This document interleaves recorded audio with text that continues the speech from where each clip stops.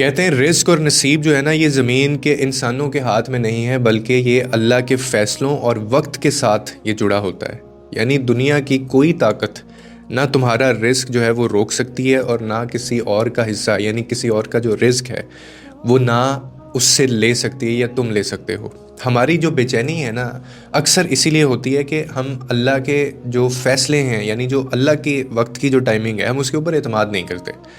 ہم کیا چاہتے ہیں کہ سب کچھ ابھی مل جائے اور ہمارے مطابق ہو جائے، لیکن ہمیشہ یاد رکھیں کہ اللہ تمہیں اسی وقت دے گا جب وہ تمہارے لیے سب سے بہتر ہوگا۔ میں ابھی آپ کو کچھ چیزیں اگزامپلس بتاتا ہوں کہ جب تاخیر جو ہوتی ہے نا، کبھی کبھی تاخیر بھی اللہ کی رحمت ہوتی ہے، تاکہ تم بہتر تیار ہو جاؤ، تاکہ وہ جو چیز ہے وہ تمہارے لیے نقصان دہ نہ ہو۔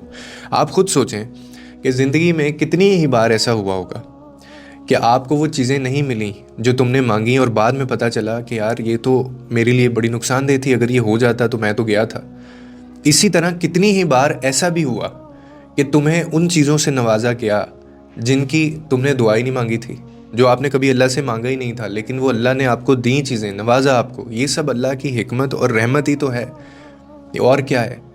اصل مسئلہ رزق کی کمی نہیں ہے، اصل مسئلہ یقین کی کمی ہے۔ اور جب دل مطمئن نہ ہونا انسان کو، تو نعمتیں بھی کم لگتی ہیں، اور جب دل اللہ پر راضی ہو جائے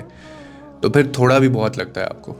تو اللہ نہ صرف تمہیں دیتا ہے، بلکہ وہ دینے سے پہلے تمہارے ظرف کو بھی بناتا ہے، تمہارے صبر کو بھی آزماتا ہے، تمہاری نیت کو بھی پرکھتا ہے کہ جو چیز تمہیں ملے وہ ورتھ اٹ ہو، اور جو چیز تمہارے لیے آج روک لی گئی ہے نا، یہ بھی ہو سکتا ہے کہ وہی کل تمہارے لیے حفاظت بھی بن جائے۔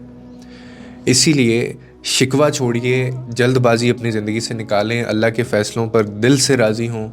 کیونکہ جس رب نے تمہارا نصیب لکھا ہے، میرے لیے ہمیشہ بہت مطمئن بات رہی ہے کہ جس رب نے تمہارا نصیب لکھا ہے وہ تمہیں محروم کرنا نہیں جانتا، وہ تو بس صحیح وقت